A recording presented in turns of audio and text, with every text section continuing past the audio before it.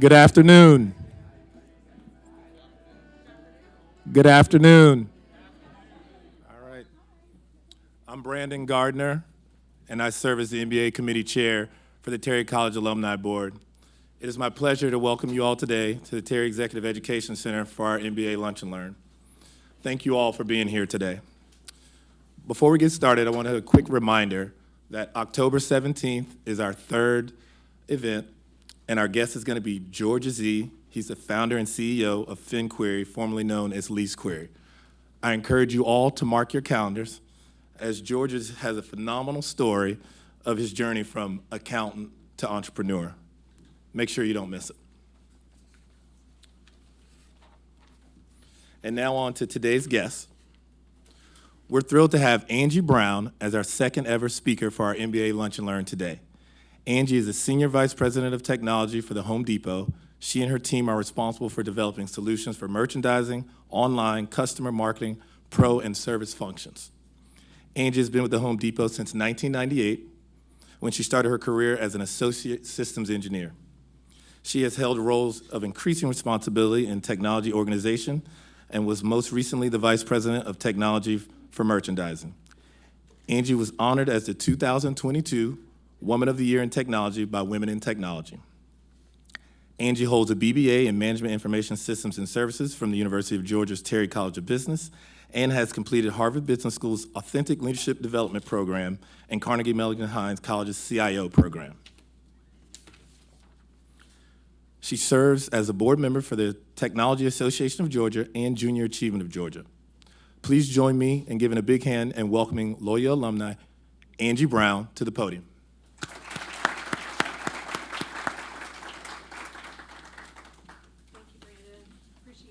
Very nice to meet you. You as well. Well, thanks everybody for coming today, and thank you very much for the invitation to speak. When we were pulling the agenda together for today, the question was kind of, what would you want to hear about? And there's a lot of different directions we can go, but what I've kind of gathered from an agenda perspective is I'm going to ground you all a little bit on Home Depot's history and culture. Given the city we're in, it's probably not going to be very new news for most of you. But then I'm also going to talk about, the state of our business and what Home Depot, our strategic priorities are. And I'm actually going to close then with talking a little bit more about myself, my background, my leadership principles, and then open it up for Q&A the last few minutes. So thanks again for spending your lunch with us today. All right, Home Depot. So our company overview. You've got the book on your table as well. Thank you very much to Bernie for donating those. Is my understanding right? He donated those. So, founded by two guys, both of which have left quite a foothold in the Atlanta area. Bernie Marcus and Arthur Blank. So Bernie is also he founded the Georgia Aquarium and does a tremendous amount with the medical community in Atlanta. As you know, also now Arthur Blank is owner of the Falcons as well as soccer. So, but many, many years ago, at really their late 40s, the two of them were let go from a company called Handy Dan and then started Home Depot at that time right here in our backyard. So where we sit today, we've got 40 years later, we've got over 465,000 employees in our roughly 2,000 plus stores in the U.S. We also have stores in Mexico and in Canada as well. This slide is the both of them, and the other call out I would say on here is one of the biggest things they did for us when they founded this organization was they started with a customer back mindset. That wasn't even verbiage that probably existed at the time in the business world, but they really put customer first at the forefront of how they were going to build this business. And if you've read any of the other articles that they've put out on Home Depot's background, we often tell the story of the both of them catching customers, empty-handed customers in the parking lot and saying, our first stores in the area, did you find what you didn't buy anything? Why didn't you buy something? What did you need that we didn't have? And then they would ferry themselves off to competitors, buy the product, and deliver them to the customer. So they were first and foremost focused on how to put together a tremendous offering for our customers. And the other thing that they gave us was our culture. And at the time, I'll go ahead and flip to the next slide. These are the two main things that Home Depot's culture is built around: a values wheel and our inverted pyramid. And if I ever try to explain what it's like to work at Home Depot, these are some of the things that I always come back to. The values wheel, I won't take you through every mark on here, but they created this 40 plus years ago. It's on the walls in our building, but it's so much more than just imagery on a wall. It permeates how we run our business. And some of the biggest ones in here are respect for all people, building strong relationships, and giving back. And I'll talk more about how we show up in our communities and how Home Depot helps give back. But these are also some of the same reasons why, when I get to a little bit more about my story, that I have spent the 26 years with Home Depot that I have. The other piece is the inverted pyramid. It is truly a service leadership organization. Though I sit, in that corporate office layer, I'm there to serve. And I'm there to serve the individuals that report to me in the organization, and I'm there to serve all the way down to the customers and our frontline associates in the store. We don't call it a home office. We call it a store support center, and that word choice is very purposeful because we are here to support the larger organization. And that also is a big, huge tone and tenor of our leadership style at the store support center. So today, Home Depot, like I said, 465,000 associates. We are the world's largest home improvement retailer. We're located right down at Paces Ferry, the 2,300 stores that I mentioned, 130 plus supply chain facilities. I'll talk a little bit more about that. We typically sell around 40,000 products in any one given store, but we've got over 1 million that we sell online. And we also are a huge private label business. So we've got over 20 of our own private labels that we sell in our stores as well. And again, all of this in just the 40 years. This may be a little bit small for you all. So, but I wanted to kind of also highlight the scale of our business from a sales perspective. So we closed 23 at $152 billion in sales. COVID, one of the side effects of COVID was we saw tremendous growth in our business during COVID. Everybody was in their home, therefore everybody was doing a tremendous amount of projects to their home.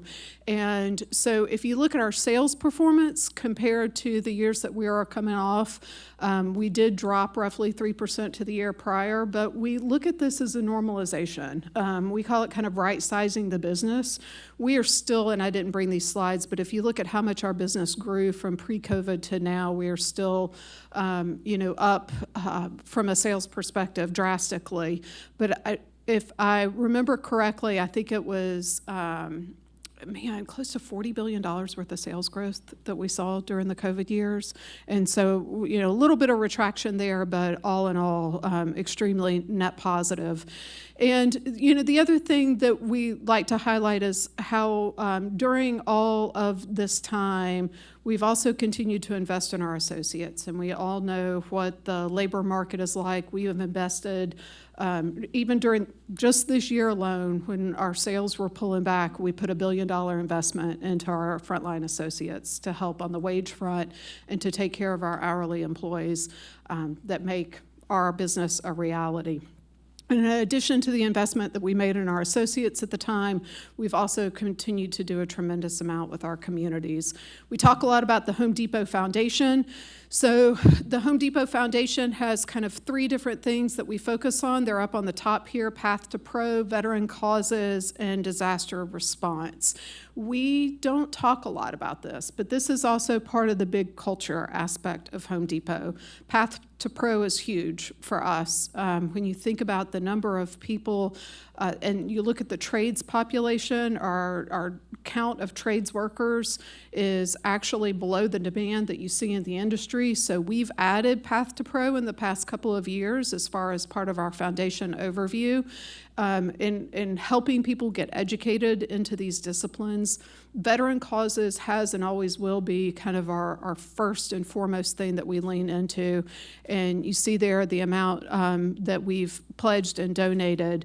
And last but not least is the disaster recovery and response. So we continue to go into communities, not just at the time of a disaster, so if a hurricane comes through, a tornado or anything like that, but we also continue to stay in touch with the communities that have been most impacted and continue to do projects there.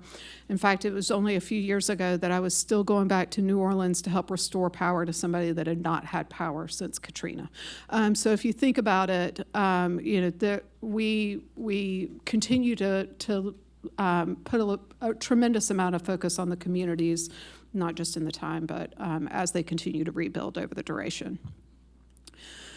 So technology, I mentioned at a high level, we mentioned in the overview that I'm an SVP on the tech side, so what does that mean? I won't go too far into this. Thank you very much, Brandon, for the full overview of what I'm responsible for. But I did want to just give you a size of the technology organization for a little bit of context. We've got about 4,000 associates. We're a remote first workforce. So the majority of them are spread out or I shouldn't say the majority are still in Atlanta, and that you see the heat map there in Georgia. We also have a data center in Texas, and so that's, second for us. But then the remainder of our associates are spread out over the 48 states. And we do a tremendous amount at our scale of custom development. We have a lot of packages that run our business for things like HR, et cetera. But if you come into a Home Depot store and you look around at the technology that you're going to interface with, whether it be the self-checkout or the point of sale or whatever the case may be, the mobile app, HomeDepot.com, we do 90+% of that all in-house from a development perspective, and same on our supply chain. So these are all of the different functions that we support, in addition to, of course, cybersecurity and infrastructure and things of that nature. All right, so that's kind of the high-level story of Home Depot. So what's next? As we look at the year ahead and the years ahead, how does Home Depot continue to grow? When we pause and we look at, hey, what makes Home Depot the #1 home improvement retailer in the world? We've listed our competitive advantages on here. The Home Depot brand name is, very valuable and, revered in the retail organization. So obviously our brand is a huge competitive advantage for us. I've spoken about the importance of our associates and our culture. Again, top billing, that no matter what we're talking about from a growth perspective, that's at the top of what we're going to protect and make sure that we lean into as a competitive advantage. Interconnected retail. So we use this term to reference things like buy online, pick up in store, or Instacart, or whatever the case may be. You can start a shopping experience online. You can finish it in a brick and mortar store. That interconnected nature of our business is also a huge differentiator for us. And personally, I was involved in sitting in the boardroom saying, no, I really think people are going to want to buy online, pick up in store. A decade ago when we were really new on that from an industry norm perspective. We were kind of leading on that front, and it's become the backbone of one of our competitive advantages in the marketplace. Our real estate offerings are terrific. I shouldn't say offerings, the real estate that we own is definitely an advantage of ours, our scale, product authority, digital and marketing, and our supply chain as well. I've highlighted supply chain on here because I'm going to tell you all a little bit more about how we're continuing to lean into that in the slides ahead. But our TAM, so we have a $1 trillion total addressable market right now. When you look at the space that we play in, we actually bumped this number up after we just closed the SRS acquisition on Tuesday of this week. And so it came up by about $50 billion with that acquisition. And they play in a couple of spaces that we haven't historically from Home Depot, a little bit more on the landscape side and also on the pool side and things like that. And that's part of what drove that TAM up. But we sit at 17% right now of the market. And so there's absolutely still north trajectory here for continued sales. And we're doing some very key things to get more share of wallet. The customer experience, when we talk about what are our three things that we're really leaning into for next year, in addition to the supply chain, I would also highlight our customer experience mindset, and I'll take you all through some more slides on that, as well as what we're building out for our pro ecosystem. And last but not least, we've gone back to building stores. We'll build another 80 stores over the next 5 years as well. So,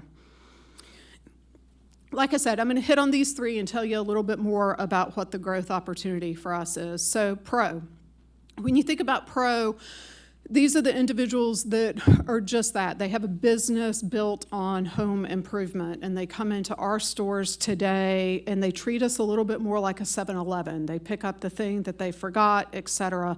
If you think about if you're building a home or anything of that nature and you're pre-planning large purchases, a lot of times that business goes to supply houses and things like that. So if you look at the pro, just the pro market opportunity right now, what we call our core pro business is valued in the U.S. around $425 billion. And then multifamily, like operations on top of that, is around $100 billion. You see in the second column there, when we look at that full TAM, what do we think we have the right to win on? And we feel like when we break it down, we've got about $250 billion worth of complex pro sales that we can go after as we build out our capabilities to meet the needs of the pro. So how do they differ from a consumer? Like I mentioned today, pros, when they're shopping for these large complex projects, they're typically around this wheel. They're going to a HVAC supply house potentially, or a plumbing supply house. They're also going to a kitchen and bath showroom. You may have a paint specialty retailer. You may have a lumber yard, all involved with a pros project. These are all products, obviously, that we sell. And so we feel like the opportunity to be a one-stop shop instead of relying on 10-plus suppliers to get the products for a job is a space that we are uniquely positioned to take. But we don't have all the offerings that the pro needs in order to shop with us. And some of those big things are also around delivery. And this is why I'm also going to talk to you for a moment about what our delivery investment looks like. It also deals, so right products, right quantities. When we talk about delivery, a pro operates differently. It's not just, I want to know you're coming at Tuesday. It's that I want to know you're going to be here at 8:30 before my crew shows up at 9 o'clock, and the product's going to be landed in a place that I need it to be landed in order for them to start their job. So it's a multifaceted, complex kind of life for the pros when it comes to what it means for them for things to be delivered with quality and on time. It is not simply a box that shows up at their door. So there's a variety of things that we are building out on that front around the timing aspect of it, as well as how we pull all these products together for a pro. I'll show that to you a little bit on the supply chain slides as well. But similarly, a pro thinks differently. They think about a project. They think about Angie Brown's kitchen. They don't necessarily think about just a given product. And when you break down a kitchen job and you think about everything you need for a kitchen, it's a lot of different products at different times.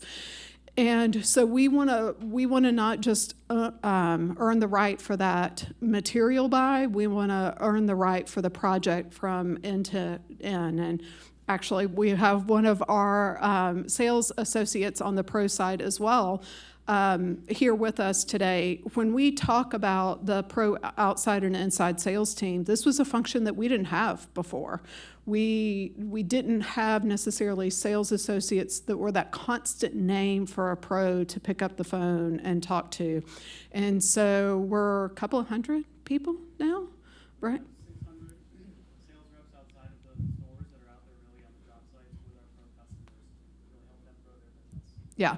So we've gone from 0 to 600 plus now associates that are helping be that face for these pro customers as they're out there. And they want that constant relationship. They don't want just, the next person working at the desk. And so this has been a huge differentiator for us.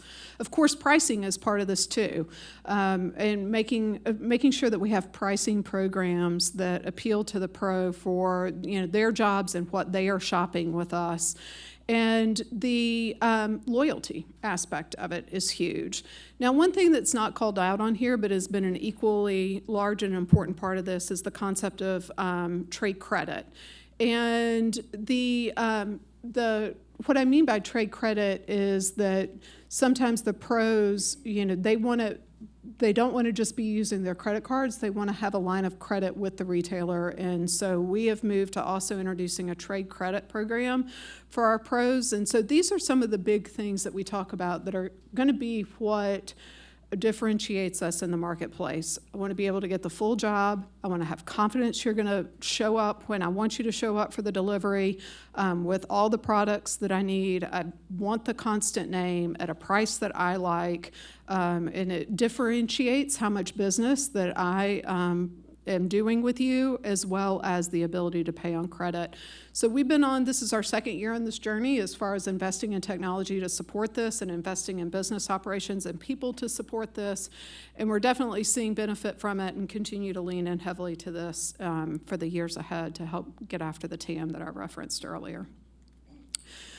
Customer experience. So this was another interesting learning from COVID times. If you think about how hopefully you all shop with us as well, you can think about the life cycle anywhere from like inspiration to when you come into shop, to how we get the product to you if it's not cash and carry, to then even post-sale from a return perspective. And during COVID, unfortunately, there were more bumps in the road in both the inventory position, availability of products, availability of delivery drivers, and things like that. And so we had more incidents, if you will, and maybe that's not the right word, but, not every order went as cleanly during COVID times as it had in pre-COVID. And what we learned during that is that when we reflected on our own investment around the customer experience, we had spent a tremendous amount of focus on how we get, how you interact with us in the store when you're making that purchase, but not as much on everything that happens after that purchase. And in those times, you can win a customer's loyalty if you manage a bad situation well. And so we actually started to look closely at, of course, first and foremost, you always want to prevent the hiccup, but if you do have a hiccup, how do you make it as seamless and easy to manage for the customers? And so that has really, I've talked about post-sale. We're focusing a lot on this post-sale side right now. Because we felt when we plotted out the opportunity for our customers, we felt most deficient in this side. And so what does that look like? It's better order status, better tracking, better communications. Easier to serve your own order modifications. You don't have to call into a call center or anything of that nature or go into the store, in a much easier, simpler returns process. So when we talk about our focus on customer experience for Home Depot, these are some of the key things that we're leaning into to make this better. We've historically had a little bit of a reactive model to customer support. You tell us there's an issue, we'll help you figure it out. We want to move and leverage some of the new technologies around with no longer maybe that new, on the machine learning front and the AI front to help also get into predictive modeling. You don't have to raise your hand. I can tell that, potentially we're getting ready to have an issue with your order. How do we show up and let you know before you even pick up the phone to call us? As well as, like I referenced some of the digitized self-service and also better visibility into your delivery. So again, second key pillar of what we're focused on is the customer experience that you have when you shop with us. I wanted to close as far as highlighting areas of our investment with a few minutes on our supply chain. So we all know speed is the name of the game when it comes to delivery, and this has definitely been an area where we have been building out our own supply chain. I've referenced the building count that we have. This gives you a little bit of a history. We've, as you can tell, not stopped investing in our supply chain since 2007 is really when we went in heavy with some of our rapid deployment centers. But if you look at where we are, now in the past few years, it's also been a focus on the entirety of the supply chain and how we make the entire process more efficient. When you talk about a retailer, just real quick, you can think about upstream and downstream. So it's how do we get the inventory to us, and then how do we get the inventory to you? And we've been heavily investing in both sides of that experience. Where we sit now, we're actually the third largest container importer in the U.S. We've got 15,000 plus weekly inbound truckloads. We do over 60 million parcel deliveries. We've got over 1,000 delivery trucks in our own fleet. And we do over, the 10 million big and bulky deliveries as well. So we have an absolutely unmatched scale as far as within our own supply chain and all the capabilities that we bring to market that we can continue to grow for the pro. As well as the consumer. So when we talk about that, what does that really look like? And it kind of breaks down into these three things that are the most visible for a consumer. So our direct fulfillment centers, if you place a HomeDepot.com order, it likely is coming from a direct fulfillment center. If you live here in Atlanta, right down the road in Locust Grove. And so we've positioned those throughout the country to be able to hit 90% of the market with the vast majority of our SKUs in about a day's time for delivery. And so we've been building out that direct fulfillment center in order to support our customers across the nation. We've also been bringing in our appliance delivery. So we call that our market delivery operations, and that's what's in the middle column. We actually used to rely on a third-party vendor to do the vast majority of our appliance deliveries. We didn't have the best customer reviews on what that process was like. So over the past few years, we've been in-housing all of that and bringing in our own cross-dock facilities and really transformed how we manage and how we fulfill the appliance delivery. And we definitely see it in an increase on the voice of the customer response to our appliance offerings. And last but not least, this one is heavy on the pro side. We have built these flatbed delivery centers. You see that's an 18-wheeler in the middle of in the actual physical building. So they drive through the building. We put the 2x4s or sheetrock or whatever it may be, large, big, bulky items, directly onto the flatbed within the building, and then they drive out the other side of it. These fulfillment delivery centers are a key part of how, when we talk about how are we going to deliver the big product that sometimes pros get from a supply house to them, timely, et cetera, the flatbed delivery centers are a key part of that strategy that'll help us do just that. So in 5 years, we've opened over 100 new facilities between upstream and downstream within our supply chain. So very large investment, but though it's a lot of words in the back end, it's all about making sure we are getting product to our customers as quickly as possible. And these are some of the investments that we're doing to help make that happen. We'll continue to focus on this, but the other thing that we're going to focus on is, man, you want to talk about an area of the business that grew like crazy in the middle of COVID. I used to equate both our merchants that were sourcing products and our supply chain that were finding delivery drivers, like they played whack-a-mole for what felt like 2 years, just trying to meet the demand and, get ahead of any things that we were seeing. And while we were building a lot of these buildings, we have a tremendous opportunity to now go back and run them more efficiently. So we talk about labor management and optimization, adding more mechanization and robotics to the facilities as well. And when when we talk about doing that, we see several $100 million in margin opportunity ahead of us to go back and streamline the facilities or the operations within the facilities. So that's kind of our next focus area as well for the supply chain. All right, I'm gonna switch gears now. So you've heard about a couple of things. You've heard about who is Home Depot. We've heard about what are we working on right now. I just want to close with a little bit more about myself. And so all the words to the side of my picture are the bio that you all heard previously, so no worries, like don't spend time trying to read that. But, I've been with Home Depot now for 26 years, and I typically get 3 questions that go something along the, how did you end up at Home Depot? Why did you stay for 26 years? And what did you learn along the way, especially as a woman in tech? And so just to attempt to answer those as succinctly as possible, before Home Depot, I was in Athens studying MIS. I started as an accounting major, made it 3 years, and then moved into management information systems because I loved the systemic side of the house so much more. And so that's the calculator that you see on here was not, accounting was not my path forward. While I was at Georgia, I also met my husband while we were there. But I ended up choosing Home Depot, funny enough, for all the other reasons. We were both trying to get up to Atlanta if we could.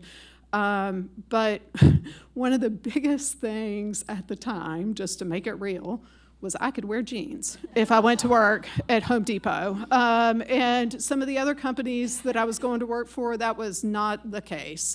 And it was still business formal with hose and a skirt and things of that nature. So, it's kind of a funny way, though, to also say it felt like home. It felt comfortable. There was a great culture that I could feel, even back then. And so when I started, and I will not bore you all with this is a slide that I use internal. The main thing is that I've stayed in technology for the duration of those 26 years, but it has never felt like the same job over that period of time.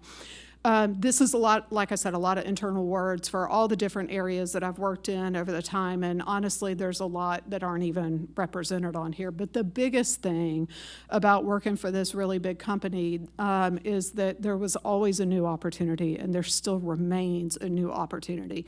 We still remain 26 years later a growth company, and that gives me the opportunity not to get bored. There's always new things that I can do along the way, different business units I can support, new technologies I can learn. And I think that's a uniqueness of these large companies that sometimes we don't always think about, but it's definitely proved out for me. And, it's also obviously helped me grow my career to go from a very entry-level software developer to where I am right now. Was not a vision that I had whenever I started with the company. I honestly did not think I would pick a company and stay there for as long as I have, especially if you're a tech worker. It's kind of an anomaly. But when you look at how competitive we are and how we are always investing to stay at the top of the market, that means I've always gotten to do new things, as well as, like I said, the underpinning of that culture that has been a big part of what it's felt like. So why it's felt like home. So this, attempts to answer the how did you end up at Home Depot? They let me wear jeans. How did you stay? Well, I got to do a lot of really cool things, and it never felt like the same job. And today, I've got 2 daughters. I have a rising senior in high school and a daughter that will turn 13 tomorrow. And then also 3 dogs. I managed to, every 4 years, I add a heartbeat to the family, it appears. So 3 dogs now, and you can imagine between work and social schedules of 2 children in high school and middle school, this kind of describes my life right now. But as far as, to answer that question on what have I learned along the way, there's really been a couple of key things I'll just close with. work is a team sport. I'm probably not telling you all anything you don't already know, but man, I didn't realize it whenever I started my career. Especially in software engineering, I just thought it was going to be all about what I could do at the keyboard. And when you think about how great things get done in business, I love this quote from Steve Jobs: great things are never done by one person, they're done by a team. And so it's your ability to work within a team and lead a team as well that is really a key part of, I think, the leadership style that I've learned and what I learned as far as growing my career. We don't always think that helping others will be the best thing for ourselves, but my goodness, it always is. So the more we can help others do their best, then it always pays back into how you yourself can also succeed. And, I tell people a lot of times when they're in college, or looking at those first jobs just a few years out, resist the urge to be the superstar, the independent superstar that goes out and executes independently. Your contribution is so much bigger than that. And so really think about the team dynamics of it and take to heart that work truly and business truly is a team sport. And the last thing I'll close with is embracing risk. So especially when I'm talking to a group of individuals that are grounded in a career in technology, you don't get into technology unless you're willing to fail. And so in and of itself, it's rooted in experimentation and trying to solve problems that haven't been solved before. Some of them work, some of them don't. And that's okay. So to not let your confidence get shaken by that. If you're familiar with Reshma Sejwani, she is the lady who started Girls Who Code. And, be brave, not perfect is one of her mantras. And I think it's huge and definitely something that I continue to think of. The other one is I hold myself to a standard of grace, not perfection. And obviously, we all want to go out and do great, but I think, we also have to consider the role that grace plays in our life and to not let that take us a step back. Have stumbles? Okay, there we go. Like that. And then, the only other two things that are on here is that opportunities look a lot like problems. I have not always worked on the shiniest things in the organization. Sometimes I've worked on the big, hairy problems that nobody else wanted to. And when you get assigned to those initiatives or you elect to take them on, sometimes it can kind of feel a little bit begrudging, like, oh, I got to go do this thing that nobody's dealt with in 10 years and now I have to go fix it. And that was probably the narrative that was always in my head, something like that. But even those problem assignments were always opportunities. Obviously, if you're working for a company that's investing in trying to solve something like that, it's important. It's important to go forward and solve it. And so those those quote problems end up being some of my largest opportunities for growth and learning in the organization that I've experienced during the course of my career. So especially, again, like for a technologist, it's not always about the new and shiny. And then, learning new things requires a level of discomfort. And you all know this as individuals that have pursued, additional education. That discomfort is something that I think a lot of times keeps people shying away or keeps people in the spot where they feel like the expert versus willing to go back into a space where they're not the expert and learn something new. I had a number of times where I got pushed out of my comfort zone and continued to learn new things along the duration of my career to where now, I don't think twice about it, but just continued support for the fact that the discomfort's okay and it actually has such great reward on the other side of it. So those are, the two kind of things that I always like to hit on that I think have been key, that have helped me kind of get through it to where I am right now, obviously rooted in the dumb luck of a college senior choosing a place based on their dress code, but then also, having the opportunity to work for such a phenomenal company that has allowed me the opportunity to learn things along the way and surrounded by a tremendous number of great teammates. So super excited to have been there 26 years. And thank you for providing me the opportunity to tell you a little bit more about Home Depot and a little bit more about myself. So I walked up here with no clock or anything with time, but where are we? All right, awesome. So we'll open it up for questions. And everybody, before you ask a question, make sure you get a microphone because we're recording this for the college broadcast. We're going to run a microphone over to you real quick. Yeah, you know. This is a softball one. Where'd you grow up? Where'd you go to high school? Augusta, Georgia, Evans High School, which is actually Columbia County. So, but yeah, grew up in Georgia. I only lived in Augusta, Athens, and Atlanta.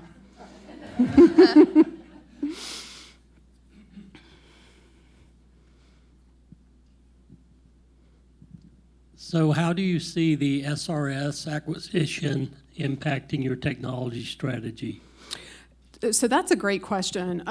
In full transparency, I don't know the answer to it because I have not been allowed to talk to them until Tuesday when we closed. But there's a couple of things that I will say. In general, when we as a company were looking at them, and their technology footprint is actually one of their secret sauces in our opinion. So if you really dive into SRS, you're going to see a ton of different retail names. They have grown through acquisitions over the years, and your local SRS building is probably still carrying the name of whoever it was before SRS bought them. But when SRS goes in there, they strip out all their systems and put their footprint in. That's actually not something a lot of people do when they're growing businesses via acquisition, is to rationalize the technology footprint across, but they have, and they have done it consistently.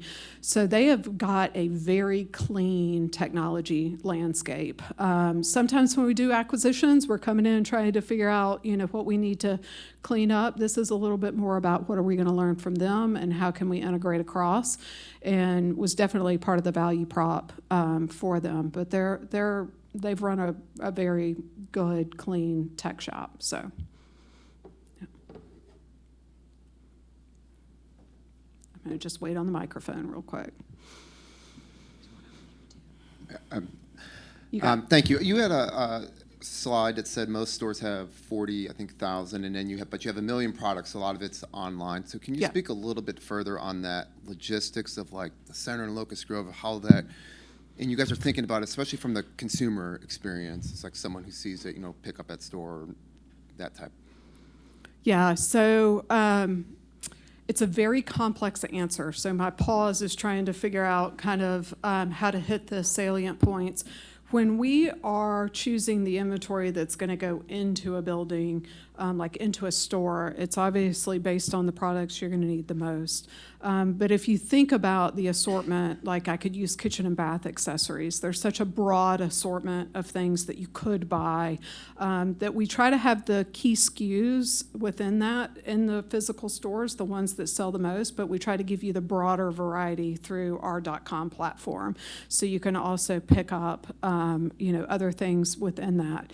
And so our inventory position then for those additional stores is they typically sit in the buildings like a Locust Grove. Now, depending on the size of them, like appliances, you'll see us leverage some of the other warehouses that were referenced, and actually appliances kind of are flow through. But, we tried, the other interesting piece about it for us is the regionality. And so one of the examples that is always top of mind for me is, concrete. Well, concrete's concrete, right? But actually we've got 2 different vendors that help us cover the entire United States.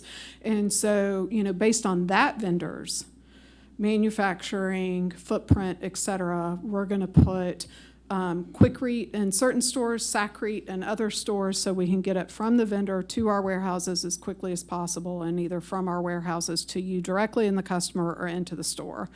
Some of our buildings fulfill both the store inventory and the customer delivery direct. So when you're shopping online for us, you'll see a option sometimes for a product just come by the store and pick it up in 2 hours. That means it's already sitting in the store. Or, hey, we can deliver this to your house, or we can deliver it to a store. And the deliver it to the store just rides those same trucks that are, coming from our distribution centers to get the product there for you. And it used to be that was a lower cost method of delivery for us as far as what we charge the customer. And so you could get, quote, free delivery if it rode the truck to the store and you swung by and pick it up. We've now expanded free delivery even to the parcels, the vast majority of parcels that show up on your door. So it becomes which one works better for you as a customer. But assortment in general, the business of assortment, what are we selling and stocking where, is the prime AI ML use case. And we have a tremendous amount of individuals and systems that help us go through the analysis on what to put where across the country. And it's, like I said, it's not just impacted by the vendor community, it's also impacted by style choices that are very regional as well. Tile sells a lot more in Florida than it does in other parts of the country. And so all of those go together to help us make the decisions on how to do that. Yeah, you kind of led into my question. You mentioned AI, and I was going to say, could you share some specific examples of how you all have leveraged it to improve efficiency? Then also, how do you see AI continue to impact the business in the future? So AI and ML, starting there, we have historically had very large kind of data science organizations in a few different parts of our business, definitely in finance, definitely in supply chain, definitely in our assortment teams as well, and in online. And we use all of those to process, some of the things that we've just talked about on either sales predictions and things of that nature, weather seasonality, how that's going to get impacted as storms come in and out, help us forecast what we need to move where, and when, and then also, price elasticity and things of that nature. What should the price points be when we look comparative to the market, but when we also think about our own pricing strategy? Like, you can kind of think about good, better, best. A lot of times if you're going in maybe to buy a lawnmower, you'll see a good, better, best. What's the price point for those? And AI and ML underpin, all of those kind of different functions for us, and, can continue to do even more. We talk a lot about, some of the next forays being space optimization. So if you think about, if you haven't worked in retail before, these are the things that, start to just wrap your mind around. Like when you go into that Home Depot store and you are standing in front of a bay, we are analyzing to the nth degree exactly how big the facing's going to be for that product, what's the depth of inventory they get, and so you can imagine all the data scenarios that even things like space optimization pull up for us. But how is it going to continue to evolve? So Gen AI, if I just focus on, we've got continued opportunities to grow AI and ML in a variety of different roles in our business, and in some of the ways that I just referenced, and in some of the parts of our business that we haven't touched as much with it. But Gen AI is obviously the hot topic, and rightfully so. It's one of the biggest leapfrogs that we've seen in technology. I equate it to .com. When we were first starting .com, and we weren't real sure how it was going to impact our business, and where are we now?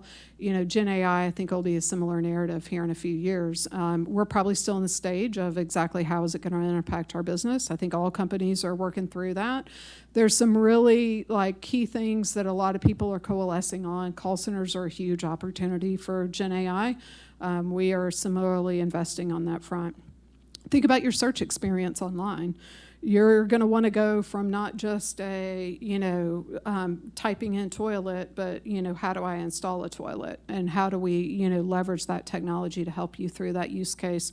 We've started by, lighting up in a small scale some of the ability to answer questions about that toilet. So if you have a question about the product, we've got some lean tests going right now. We use humans to answer all those questions that you see on the website. And so we've got some lean tests going with trying to leverage Gen AI on that front. But it just keeps going. Those inventory planning people that I referenced, we have now moved to where we're using Gen AI for them. So they can, in natural language, ask, what happened to why am I over, inventoried in X product in this location? And we can get, coalesce the information back for them. It's got a huge thing in tech. So whether it be code generation in general, we're leveraging it now for code generation. We're also leveraging it to uncover just the bevy of information that sits in our corporate office, like documentation and things of that nature that we all keep electronically on SharePoint sites, et cetera. So, what is what's this markdown reason code mean? Well, you don't have to go figure out what PowerPoint or what site, et cetera. You can just go to a product like Glean and ask that we've got Glean sitting on top of all of these information sources to get you an answer back really quickly. So we're still obviously learning, and we've got an entire, roadmap of potential areas that we're looking at continuing that investment in. But it's definitely going to, evolve our business. We're really excited about some of the things that it can do for our merchant community as far as allowing the merchants now to have more time to cultivate new product innovation, to meet with their vendors and things like that, and less time, chasing down a specific number and trying to understand what happens there. So, yeah.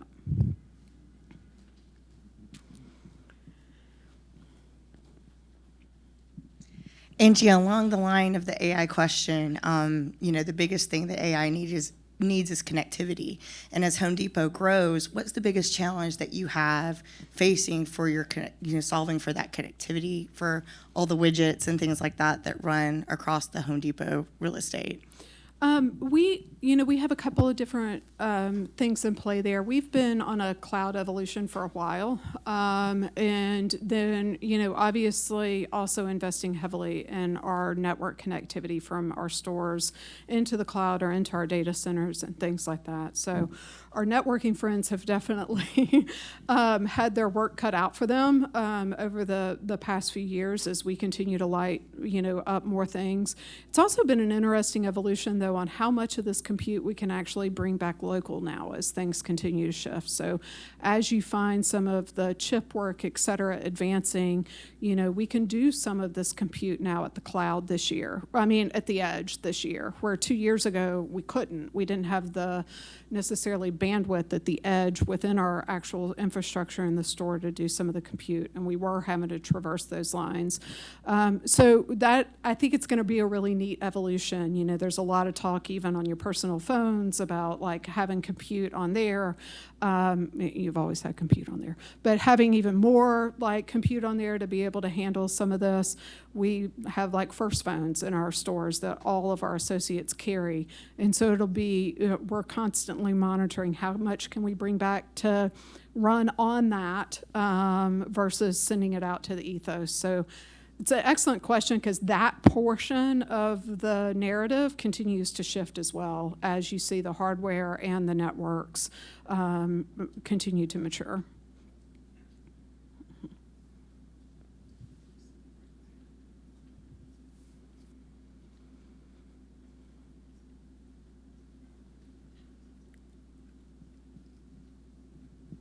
Thank you. Hi, Angie. Not to extend the AI conversation for too much longer, but I just wanted to ask a follow-up question. What do you see are the biggest challenges across the business as you're implementing this? I know cost is a big factor, and they're thinking about the store versus online, how to interconnect that. Just wanted to hear about any challenges that you're seeing. Honestly, like our two biggest challenges right now, and the answer to that question varies. It feels like every month. As this continues to unfold and mature at very, very rapid pace. But honestly, our two biggest challenges are the organization of the data itself. So, hey, I want to be able to answer all your questions about this refrigerator that we sell online. Like, how do we have that in usable formats? We know we have it, we have PDFs, we have all these user manuals, et cetera, et cetera. There's a big difference between that and having it structured in a way that you can run a Gen AI model on top of it. And so having the foresight on kind of skating to where the puck's going and trying to get out and get the data organized and everything in time where we're not waiting on that portion of the equation for these use cases is definitely like a big part of it. I think honestly the other big thing is, maybe a phrase I'll take from one of the guys that I work with, like it's the commercialization of it right now. Like I think the entire industry is learning. And what I mean by that is not just I can go look at the nitty gritty of the tech and I can figure out a cool use case to go try it on. What you want to be able to do is know what your biggest business problems are and then figure out, can this tech help me on my biggest business problems? That knowledge of not just the tech workers, but the business in general, thinking about how this technology can help reframe and change how we do business. There's a lot of education that happens there, with the business community too, and kind of getting behind some of the ideas of how we bring this to bear. And so those are the two big things that I think. I got a laundry list of use cases that I could go run after, feeling really confident that all of them are going to be valuable to our business unit, our business users. We're working on that aspect of it as well.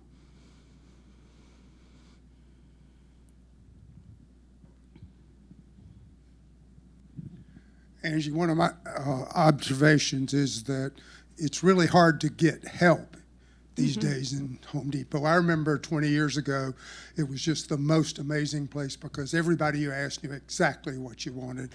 What are you doing about that? There's a couple of things, and I won't profess to be an operations expert, but and be able to speak 100% eloquently on everything that we're doing from a labor standpoint. We do have probably way more information than what you want, but we do have what we call an activity-based labor model. So more sales in a store generates more hours in a store and things like that. So our highest volume stores and will have more hours that they earn because of the volume that's coming through there. But one of the things that we see behind that is that there's a few different things at play. One, our investment in wage was huge for us to help on the retention standpoint. So especially when you look at areas like California, et cetera, we don't want you to just find a human. We want you to find somebody that can help you. You've taken the time to come into our stores in a world where you don't always have to do that. So we still aim to give you that excellent customer experience, and we realize that the communication with that apron associate is a big part of that. And so we needed to we raised our wage to help on retaining, the very knowledgeable resources to help us on that. But the other thing that we're doing is trying to continue to take things off their plate that can be automated, and to make their lives easier on either pack downs. Really tech geeky answer here for a second. Our store associates spend a lot of time looking for product. What if we can, and we are doing this, we're using computer vision now and image capture to where you don't have to go looking for the shelves. You can type the number in on that first phone, and I'm going to show you the picture of where that box is and highlight it for you. So you go from, walking the aisles looking for stuff to being able to answer it in seconds. And so we do things like that to free up their time to be able to also help on the customer experience aspect of it. And the other thing that we're also doing right now is continuing to look at ways to help you in the aisle, like call for help and things like that. It's not the sexiest thing in the world, but man, you shouldn't have to wait. And so how can we give you a quick way, to get somebody in that aisle if you're looking for it, instead of you having to come out and look for us. And so those are a few of the different things, that we're working on to help on that. Am I done? All right, perfect. Thanks, Brandon. Before we conclude, we have our Bulldog Trophy here Awesome. as a token of our appreciation. Thank you. Thank you so much. Appreciate it. Thank you, everybody, for coming. Remember, October 17th is our next Lunch and Learn for this series, so please join us.